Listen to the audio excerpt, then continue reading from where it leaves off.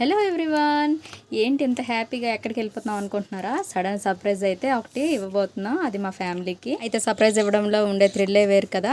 8కి ఇంట్లో మాట్లాడడం, 12:30 కల్లా మేము విజయనగరంలో ఉన్నామంటే నమ్మలేకపోతున్నాం. అయితే ఫైనల్గా అయితే విజయనగరం వస్తాము. వందే భారత్కి రావడం వల్ల మేమైతే ఈ టైం కల్లా రీచ్ అవ్వగలిగాం. అయితే ఇంత సడన్ సర్ప్రైజ్ అయితే ఎందుకు ఇచ్చామో మీకు చెప్తున్నాను. మా అన్నయ్య వాళ్ళ పాపది ఫస్ట్ ఇయర్ బర్త్డే ఉంది. వాళ్ళైతే అసలు ఎక్స్పెక్ట్ చేయలేదు మేము ఇలా సడన్గా సర్ప్రైజ్ ఇస్తామనేసి. చాలా హ్యాపీ ఫీల్ అయ్యారు. ఏదైనా సరే మన ఫ్యామిలీతో మనం ఆ ఫంక్షన్ టైంలో లేకపోతే దాంట్లో ఉన్న లోటే వేరు కదా. అందుకే సడన్గా డిసైడ్ అయ్యి అయితే మేము బయలుదేరిపోయాము. ఫైనల్లీ ఫంక్షన్కి అయితే అందరం రెడీ అయిపోయాము. ఇది మా పొట్టు పిల్ల, బర్త్డే గర్ల్. ఈరోజు అయితే రెడీ అవ్వడానికి చాలా పెంకి చేసింది పొట్టుదయ్యి. తెలిసిందే కదా అందరికీ, నార్మల్ టైంలో బాగా రెడీ అవుతారు, మనకు అవసరమైనప్పుడు మాత్రం హ్యాండ్ ఇస్తారు. అలాగే అయ్యింది.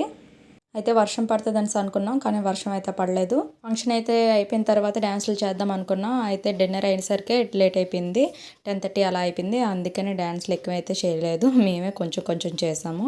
వన్ డే అయితే ఎలా అయిపోయిందో ఏటో అసలు తెలియలేదు. మళ్ళీ మేము రిటర్న్ టికెట్ అయితే 3 o'clockకి చేయిస్తాము ఎర్లీ మార్నింగ్. నైట్ అంతా మాత్రం కూర్చొని మాట్లాడుకున్నాము చక్కగా.